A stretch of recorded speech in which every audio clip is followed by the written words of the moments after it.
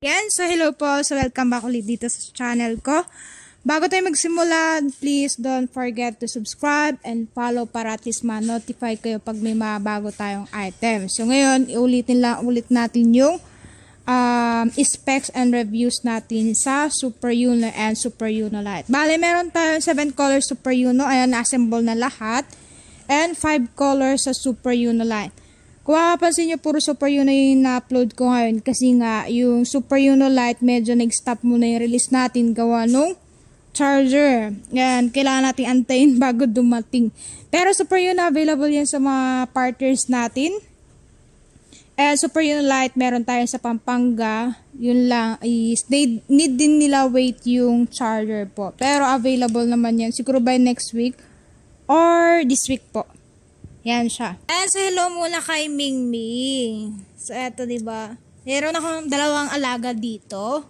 So sila kasi nagbabantay dito sa mga e-bike natin. Di-discuss natin ano yung kaibahan ng Super Uno sa ibang brand. Pero kung mapapansin nyo, halos pare-parehas lang yung itsura nila. Pero kung titignan natin yung specs, mas upgraded pa yung Super Uno natin dun sa ibang brand. Pero depende pa rin naman yan sa budget ninyo. Kung hindi kayo medyo mas mahal, then pwede pa rin naman yung ibang brand. It depends naman kasi yan sa preference ng bawat buyer. But eto, unahin natin Super Uno Plus. Super Uno. So mga nagtatanong pa rin Super Uno Plus, wala na. Pati yung Super Uno Max, wala na din. Limited edition lang kasi yun. So eto, Super Uno Color Orange, Color Black, Color Blue, yan siya, Color Green, tapos color teal, color white, and color red. Para at least mas makita nyo yung itsura nila. And then, Super Uno Lite white, yellow. So, parang hindi naman siya yung matingkad na matingkad yung pagka-yellow niya. Kumbaga, combination yan ng, tawag na ito, neon green. Tapos, teal, color black, and color red po. So, eto, since andito lang din naman, eto color orange, 48 volts, 20 ampere, 400 watts, and then 400 watts din yung motor hub niya. So sa controller natin, papakita ko ano yung kaibahan niya sa ibang e-bike na 2 wheels. So eto, kung mapapansin nyo, eto naka-open lang para at least may pakita ko ano yung kaibahan nito. Eto 48 volts, 20 ampere, so 4 na piraso yan, lead acid. Tawag nito, pwede siyang i-upgrade kung lithium, pero kung lead hindi na po ma-upgrade yan, gawa no space na yan. So, 4 pieces to eh. Sakto lang, 4 pieces. Pero lithium kaya yan kung gusto nyo pa i-upgrade para mas matagal siya malobat.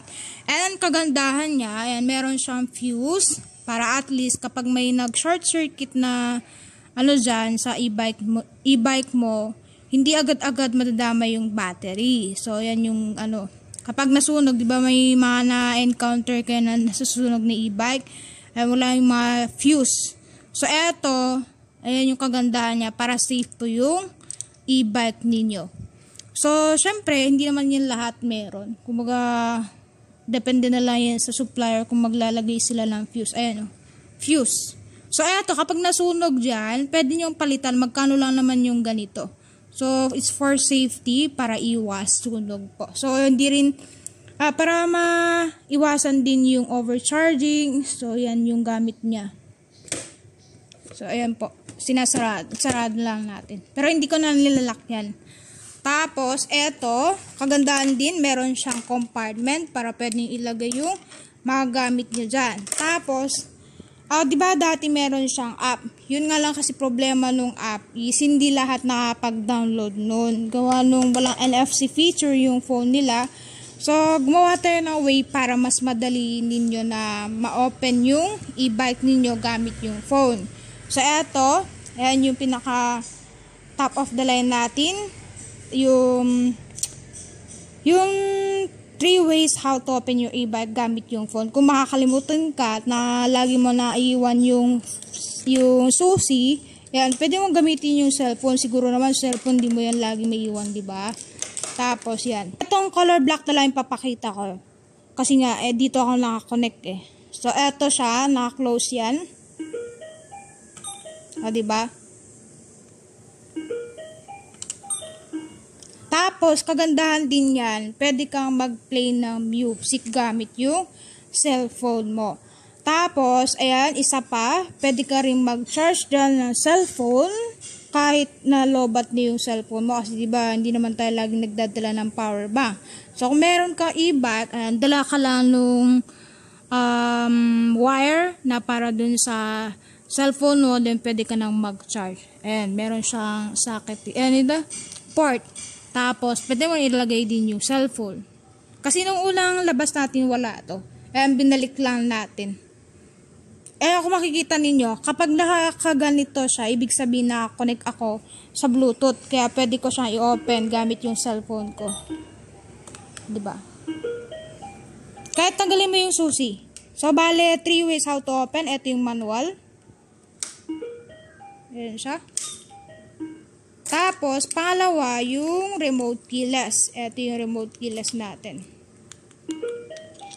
Yan yung pangalawa na ways. And then, patlo, close natin. Gamitin yung remote, syempre.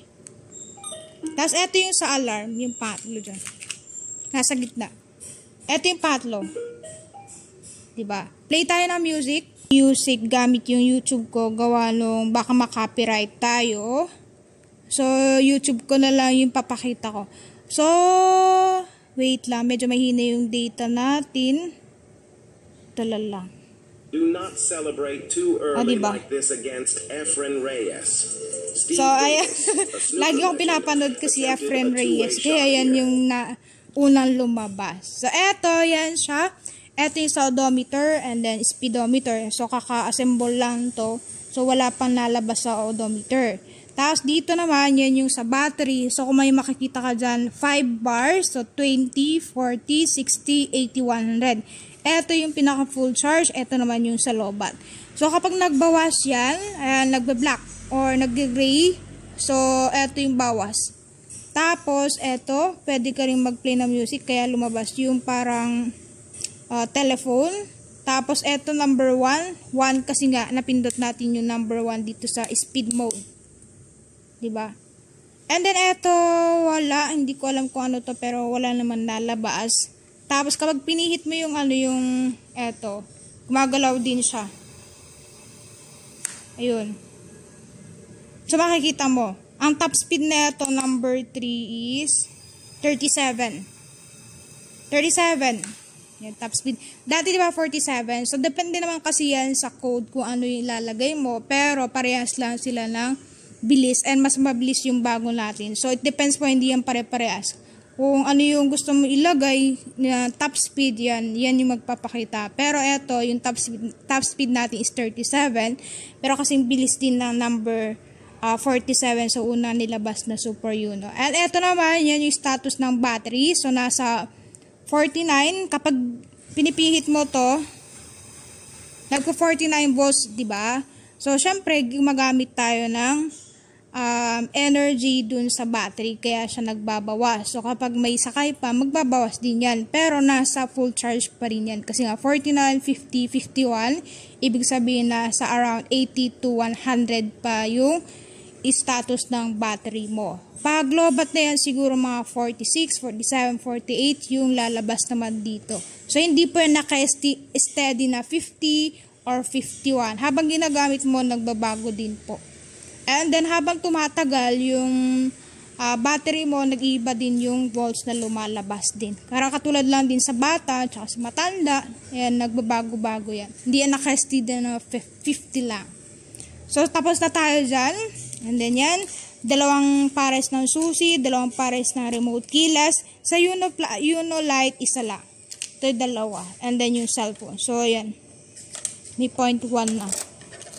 And then, eto, yung sa headlight. Ayan, kung makikita mo dun. Tapos, signal light, left and right. So, mag-blink yan. And then, tik-tik. So, may marinig ka na sound. Kasi nga, open yung signal light, left and right. Eto siya. Tapos, busina. Diba dati medyo mahina, kaya inayos natin. So, malakas na yung busina mo. Ayan siya. So, try natin ulit. Ito yung sa harap. Ayan siya. Then, sa likod naman. Ayan yung tsura niya. Yan. So, hindi pa yan automatic na nag-open yung sa likod. Kailangan mong pindutin yung sa may, sa may button. Di yan kasi katulad nung, ng Alpha Wave na automatic na pag pinihit mo yung lever, is mag-open na din yung sa may, tawag nito, tail light. So, ito, isa pa na maganda dyan.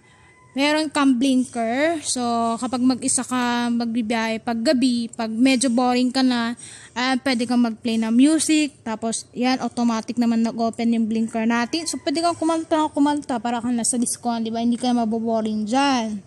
And then, meron ka ding apakan dyan sa harap and sa likod para sa angkas mo. So, kung hindi masyadong yung paa dito sa may footboard, pwede mo ilagay yung paa dyan. Lagay mo yung gamit dito. So, at least medyo maluwang-luwang. And meron din siyang pedal assist. Pedal assist is hindi po yan tawag nito, yung pedal assist natin. Kaya kami naglagay niyan. Gawa nung sa China kasi kailangan maglagay ng pedal para hindi na kailangan i-restro. So, nasa 50 and below naman yung kph nito. So, hindi na kailangan i-restro yan. Hindi na rin kailangan ng lisensya. But as mas possible, pwede kayong mag-apply na lisensya, kumuha ng lisensya para at least yung mga basic rules sa road sign sa labas, ayan, at least meron tayong alam. So, hindi rin nag-charge tong e-bike kapag nagpe-pedal kayo. Kumbaga, parang accessories lang po yan. Lalo kung dadan kayo sa EDSA para iwas sita din. Yan, siya yung gamit niya. And ito naman, yung sa spring sa likod, mas malambot siya, so hindi naman yan masyadong masakit sa puwet kasi nga nagbabounce yan pag may mga humps. And eto pala, medyo umangat yan. And dati medyo mababa and medyo sumasabit siya sa humps. So ngayon tinanggal yung side stand and para umangat konti yung yung sa may ground clearance natin. Dito sa harap, and meron siyang panel cover para din pag ulan, pero naka-design naman to for waterproof. Pero syempre e-bike pa rin yan. Pwede naman kung maglagay, pwede rin naman hindi. So, per light natin walang cover yan, pero hindi po yan naapektuhan kahit maulanan. Mas maigi bumili pa rin ko yung rain cover kasi may nabibili naman sa Shopee. Magkano lang naman yun, parang ating 100 plus. Para kahit maulan, and natatakpad dito sa pinakaharap niya. And then eto, sa harapan niya. And basket. So, meron siyang basket. Kung gusto yung mamalengke, pwedeng ilagay yung gamit ninyo. So, plastic po yan, pero makapal na plastic. Tapos, eto, kagandaan din ng plastic kasi para iwas kalawang habang tumatagal. Pero tipid pa rin naman yan. So, eto, yan yung charger niya, 48 volts, 20 ampere, since 20 ampere yung battery na ito. Sa baba naman, eto yung tapaludo niya. Ayan siya. So, eto, parang orange. So, orange sa harap and then sa likod niya is color black. Mas maganda yung itsura niya. Tapos yung fork. And then, dito sa may gulong, 14 by 2.50 and tubeless po yan. Yun yung natin, yung sa gulong natin. Tapos sa brake, and kung medyo na hindi masyadong mahigpit, pwede naman kang mag-manual i-adjust dito. Ayan siya. So, hindi masyadong mahigpit yan, kaya ina-adjust ko na lang para humigpit siya. So, mahaba na, so ibig sabihin mahigpit na to. Ayan. Pag maluwag, i-adjust nyo lang. Mag-self-service na lang. And yan, kagandahan, meron din siyang side mirror na kasama. Tapos dito sa upuan natin, yung kitang-kita man masyadong makapal yung foam at hindi masakit sa puwet. Eto, hindi siya adjustable ha. So, naka-fix na po yan. Pwede rin kayong maglagay ng baby carrier kung gusto maglagay ng baby carrier. Pero wala kaming kasama na ganun. Since hindi naman kasi ito pang bata. It's up to you na lang kung gusto maglagay ng baby carrier. Then, meron namang nabibili na baby carrier sa ibang online shop. Bibili na lang kayo. Tapos, kabit nyo na lang. Eto, wala siyang side stand. Sabi ko nga, para at least tawag na medyo tumaas na yung sa ground clearance natin. Pero meron siya nakaabang dyan na pwede nyong lagayan ng side stand kung gusto mo mag side stand. Eto, meron siyang sensor stand. Eto, sa likod. Mas apakan. And dito yung charge stand. Kaya nasa likod po. Tapos, yan, signal light sa likod. And meron siyang nakalagay na Yuno since yan yung brand neto. Super Yuno. And meron din Super Yuno sa may pinaka-body. So, eto top speed is nasa 37. Then, yung pwede niyang takbuhin pag full charge na nasa around 40 to 50 km ha. So, depende pa rin yan sa kilo ng sakay, sa klase ng daan kung puro paahon lusong or patag lang. Siyempre, mas malayo pwede mong takbuhin kung patag lang siya. Eto, kaya-kaya niya ng umakyat sa medyo paahon. Gawa nung controller natin is nag-upgrade na. Eto, papakita ko yung kaibahan nila. Dati, ganito yung gamit namin na controller. Eto. So, mas magaan siya and mas mura yung ganito compare sa ganito na controller. Kaya nagre-ring yung e-bike. So, eto 350 watts. Ayan yung Super Unilight natin nung unang version. Eto naman yung new version ng controller. So, kung ikukumpara nyo, mas maganda yung quality neto. And bihira lang yung gumagamit neto ng controller. Usually gumagamit dyan, etong ganito yung mga medyo yung big bike sa 3 wheels and 4 wheels kasi nga mas malakas yung hatak niya. So yan yung kinabit natin dyan sa e-bike natin. Kaya sabi ko medyo mas kaya niya yung medyo paahol. Pero depende pa rin yun sa kilo nung sakay ha. So eto yung kaibahan niya sa ibang e-bike. Para dun sa mga nagtatanong ano yung kaibahan Super Uno sa ibang brand na nakikita nila. So, bakit siya mas mahal konti? Pero hindi yan mahal. Tawag na ito, hindi nga ako nag-price increase kung susumahin, tatasan ko dapat ng price. Kasi nga, mas napamahal kami dito and dun sa, tawag na ito, sa may phone, yung NFC feature niya. Pero hindi na ako nag-add, sabi ko December naman. Basta subscriber ko dito sa TikTok, yan. Same pa rin. 16,500. Actually, 7,000 yan. Pero kapag subscriber, 16,500. Pero wala akong masabi dun sa quality. Ako na nagsasabi. So, kung ikukumpara nyo, kung meron kayong unang version, tapos itry nyo bumili netong bagong version, malalaman nyo yung kaibahan niya sa tulin and then sa quality ng mga plastic. Hindi lang kasi basta yung parehas lang yung itsura. Ayan, tingnan nyo din yung quality ng plastic na ginamit, kung makapal ba or manipis lang or yung mabilis lang na mabasag. And syempre, meron din tayo minemaintain dyan. Gawa nung syempre, diba, tinatap yung phone para ma-open. So, another feature yun na kailangan i-maintenance din. Hindi lang basta yung e-bike lang na nakikita nyo.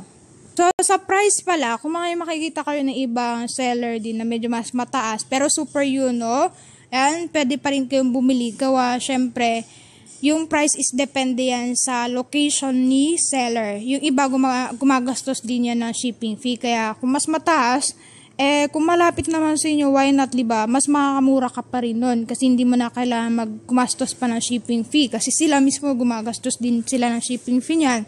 So kung medyo mas mataas man, is okay pa rin. At least mas malapit kung meron ka mang problema. Tapos, kung super baba naman yung nag-offer sa inyo, medyo maingat lang. Gawa nung marami ako nakita sa marketplace na nag-offer ng super baba.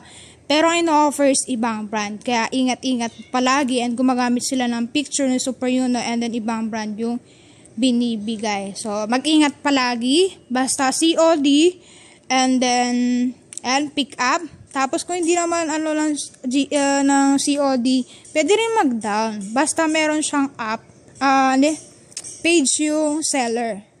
And pwede naman kayong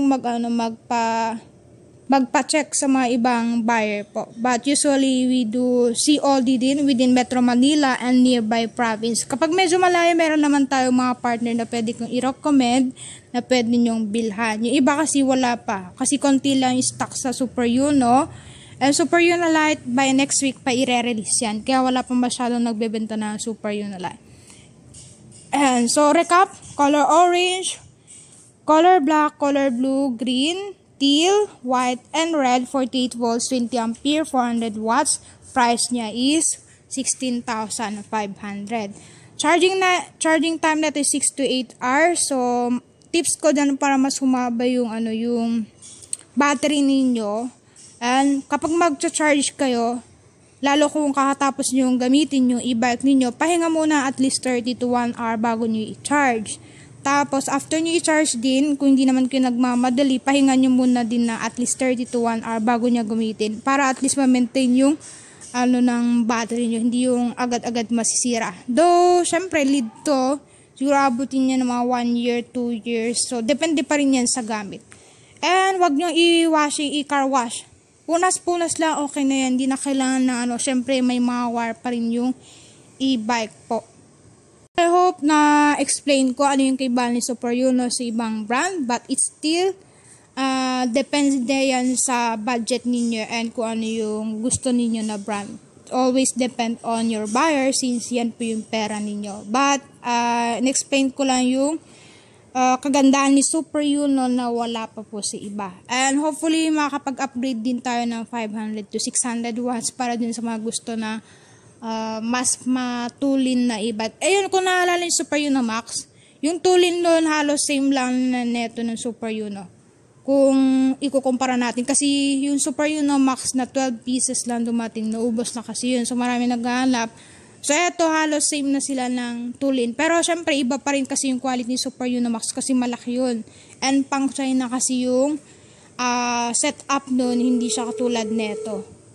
Click naman tayo dito Super Yuno Lite. So eto 48 volts, 12 ampere, 350 watts controller and hub po. So mas mura to compare kay Super Yuno. So 13,500 naman yan.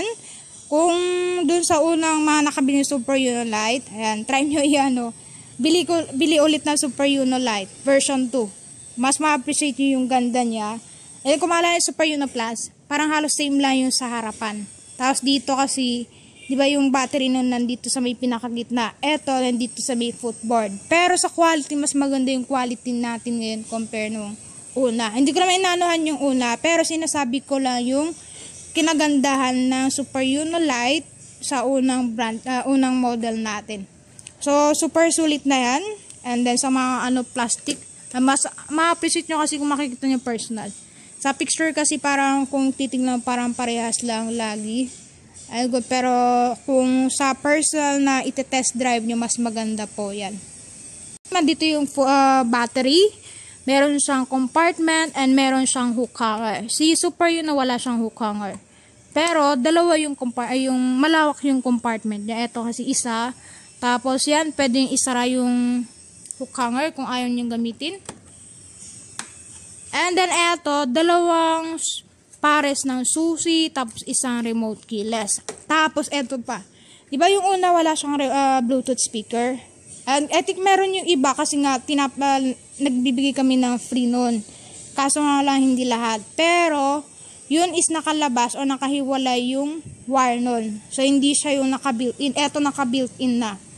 Tawag na ito, mas madali na rin i-connect. Bluetooth lang, tapos pwede ka na mag-play ng music po. So ang wala lang dito is yung top, yung NFC feature ni Super Yuno. Syempre mas mahal yun, so mas marami siyang specs. Eto, yan dinagdagan natin ng Bluetooth speaker para kapag boring kayo, yan pwede kang mag-play ng music para iwas antok din sa biyahe. And then top speed na ito, try natin.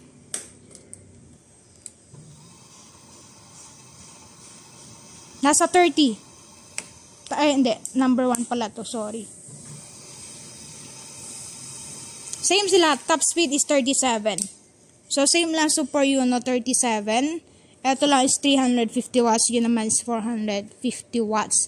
So, ang pwede niyang takbuhin in one full charge to is nasa 25 to 35 kilometer. Depende sa weight pa rin. Yung mga factors kailangan natin consider dyan. Kung gaano kahaba yung pwede mong takbuhin sa kilo. Sa klase ng daan, mas malayo pwede mong takbuhin kung patag lang and naka 1 speed. Tapos, syempre yung weather condition and yung throttle management. Throttle management yung tinatawag dyan is yung tamang bitiw and tamang pihit. Hindi lang yung basta bira ka ng bira. And syempre, kung marunong kang i-manage yung e-bike, mas malayo pwede mong takbuhin dyan. So, kaya mong abutin ba naman 35 kung marunong kang i-handle to. So, kung bira ka ng bira, siguro mga 25. Pero, since good quality naman yung mga battery natin, naabot yan siguro mga 25 to 30 km. Kung single lang yung sakay. So, yan po. Hindi lang yung pag sinabi ko ng 25 or 30 km, pare-parehas na. Depende po yan lagi sa sakay nyo, sa road condition, and then sa throttle management po. Gusto kong itry yung Bluetooth niya. Try natin. Yan. So, mag-play tayo ng music para at least malaman niyo pwede rin mag-play.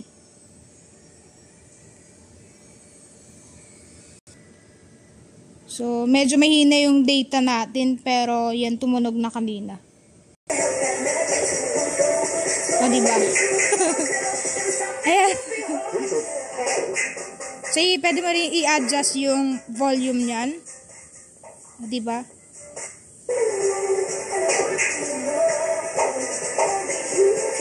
So, okay na. So, yan. Yung sample natin sa Bluetooth speaker.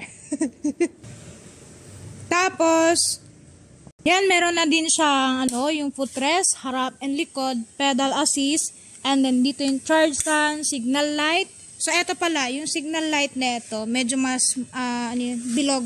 Yan yung signal, yung sa likod na ilaw, and yung signal light na ito. So, yan naman yung difference ni Super Uno Light. Mas malakas yung huni na signal light. So, yung Super Uno Light, medyo pa-sexy yung tunog nun. Eto naman, malakas.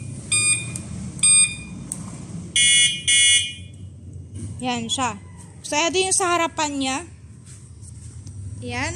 Then, sa likod. Yan. Napansin nung nakaraan kasi nakalimutan ko i-open yung signal light. Pero meron pong signal light yan. Super Uno and Uno Light. So, parehas po yan meron. Charging time, same. 6 to 8 hours pa rin. And kagandahan lang may e-bike. Mas makakatipid ko pagdating sa gastusin. Lalo sa pag-commute. So, kung ang araw-araw ninyo nang nagagastos dyan, siguro mga 50 to 80. Lalo kung medyo malayuan. And so, kapag e-bike yung gagamitin mo dyan, ang pinaka-convenience dyan is kayo lang yung sakay. So, hindi na kailangan ipagsiksikan sa jeep. And tawag nito, mas makakamura kayo sa gastos. Sa isang charge niyan, nasa 7 to 10 pesos lang yung pwedeng magastos niyan. So, hindi rin naman araw-araw yung pag-charge ninyo, diba? Kung malapit lang or bihira nyo lang gagamitin, siguro mga 3 to 4 times lang kayong mag-charge. Lalo kung Super Uno. Kasi medyo malaki yung battery nun. So, medyo mas matagal siya malobat. So, diba, 7, 14, 21, 28, parang nasa 50 pesos lang kada isang buwan yung magagastos mo. Kung bihira mo lang siya magamit. Pero kung araw-araw, siguro mga 2 to 3 days, bago maglobat Super Uno. Para depende pa rin yan sa tinakbo. Nagbabase ang pagkalobat. Depende sa layo ng tinakbo mo. So, kapag nahit mo na yung 40 to 50 km, maglobat na yung battery mo. Pero kung hindi mo na ginagamit, yan, bihira lang din siya maglobat, di ba? So, mas makatipid ka talaga compare kung araw-araw ka magko-commute dyan. Tapos, may sarili kang privacy. Ikaw lang yung may sakay eh. Diba? Tapos, pwede ka pa rin mag-play ng music. And then, hindi rin basta-basta na knockout to. Kasi meron yan alarm. Try natin yun. And konting lang na ito sa panel. Tutunog yan. So, try natin yung alarm niya. Tapos, nag-open yung blinker. So, in seconds lang naman yung pag-open yan. Kumbaga, parang mag-alarm lang sa'yo na may gumalaw dun sa e-bike mo. So, malalaman mo na may kumuha or something. Ay, bakit tumunog? So, parang for safety na rin na e-bike mo. Wala siyang wheel lock. Kaya pinalitan natin ng alarm. Yan siya. Konting lang sa panel dyan. So, bigla lang, hindi naman yung matagal. Kumbaga, saglitan lang. And tawag na ito, kahit kapag gagamitin mo yan, hindi rin basta-basta gagalaw to. So, galaw, stop yung paggalaw na ito, pag nag-alarm yan. So, pag may magnakaw, tapos gusto nang gamitin or nakawin, hindi yan basta-basta magagamit din. Kailangan talaga ng susi. Not unless kung marunong sila na magbaklas, ayan, tatanggalin nila yung nandun sa loob, yung NFC niya. So, yun, pwedeng manakaw yan. Nagtatanong pala, baka pwede kahit sino yung mag-connect sa phone mo kasi nga Bluetooth, di ba? Hindi po. So, kailangan pa rin nung susi. And, so, kapag nakalimutan mo yung susi, yung phone mo lang yung pwedeng mag-open dyan. So, isang account, isang e-bike din. Not unless i-unpair mo yan para yung iba naman ang gagamit. Yun. So, no worry. O, diba? So, may binibigay kami na tutorial paano mag-connect doon. Pero, yung sa buyer lang. Pero, syempre, tawag dito for privacy yun. Kaya pa, hindi pwedeng ipakita. Kasi, mamaya may display ka dyan, tapos may gagawa nun, di ba? So, for yun, for sure buyer lang. Yan, nakikita mo, naka-open yan kasi naka-connect yung phone ko. Pero kapag i-unpair ko yun, ayan, mag-block po yan, katulad neto. Kung mapansin nyo, may blink-blink, diba? Ayan. So, ibig sabihin nun, open yung NFC niya. Magtaka ka na kung wala yung ilaw. So, ibig sabihin, hindi gumagana yung NFC feature dun sa phone mo. So, yan po yung Super Uno natin. So, yan. Balik ulit. Super Uno, 13,500. Super Uno Lite, 13,500. At naman Super Uno is 16,500. Parang halos pare-parehas lang yung pangalan, di ba? Uno Lite na lang, and then Super Uno. Meron naman yung nakalagay dito sa may body nila para ma-distinguish yung Super Uno ba Uno Lite yan. Pero mas maliit yung features neto compare Super Uno. So, thank you and God bless. If may tanong kayo, pwede nyo ako i-message dito sa page ko, sa YouTube, and then sa TikTok. Meron din akong bike. Yan, kung gusto ng bike, available yan, nationwide delivery. Sa e-bike lang, available sa NCR and nearby province. Kasi nga, hindi tumatanggap yung GNT na may e-bike kung meron siyang battery. Yan, so pasensya na dun sa may gusto, pero pwede kang bumili sa mga partners namin. So, meron ako papakita. Yan yung pinaka-highlight natin, yung big bike. So, meron akong isa dito. I think, for personal lang namin. Pero pwede rin naman ibenta kung may gustong bumili. So, then, let's go. Yeah, so, eto yung big bike, color red. So, itsura pa lang nyo, pansin mo. So, kung makita mo yan, para siyang motor. Pero kung, e-bike po yan.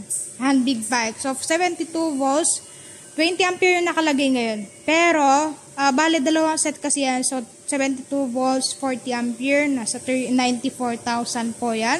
Sorry, 99. Pero kapag subscriber dito sa YouTube, 94,000 po. Ang pwede niyang takbuhin is nasa 80 to 100 km and top speed neto is nasa 100 plus. Yung bilis niya. Tapos, tawag nito, pwede ka rin mag-play ng music. And bira lang yung may e-bike na may Bluetooth speaker. So, available po yan. Kung gusto mong bilhin, pwede nyo check dito sa shop ko para mas ma-appreciate nyo yung ganda niya. Pero, e-bike po yan, hindi ang motor. Yan siya. So, naka-dual disc brake na din yan sa harapan. Ayan o. Ito yung charger niya.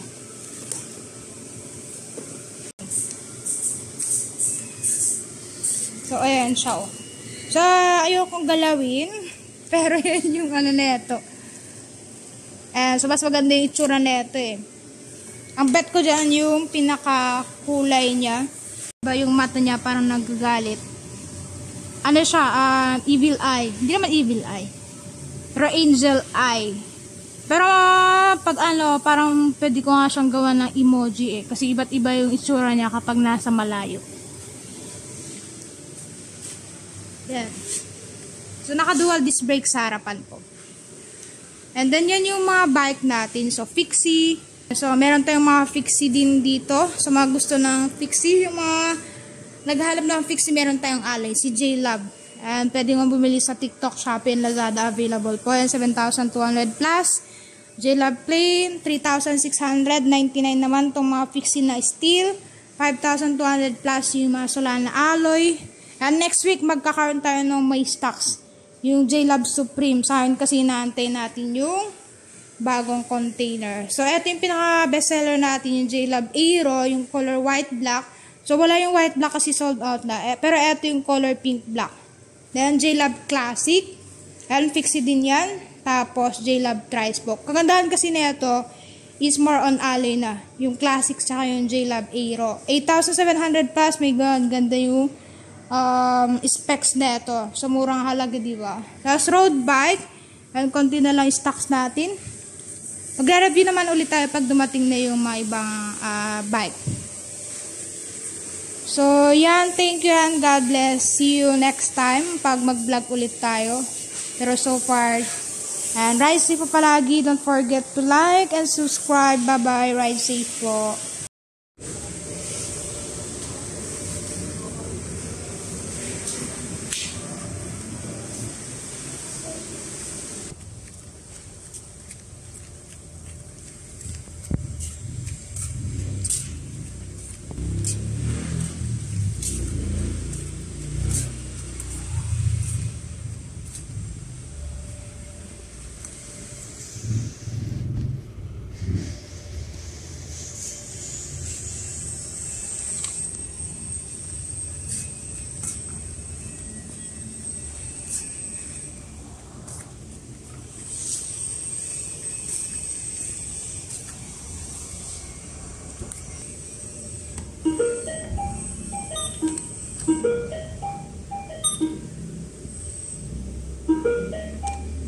Kasi walang-wala talaga. Kung kailan yung moment dun sa Bible study na naramdaman? Ayun na, kasi kaso ngayon, hindi nagsasalita na ako. Tapos yun na.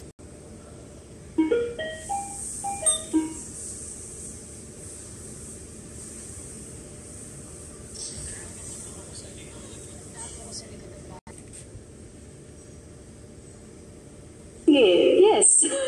Isang araw nagising ako, malapit na mag...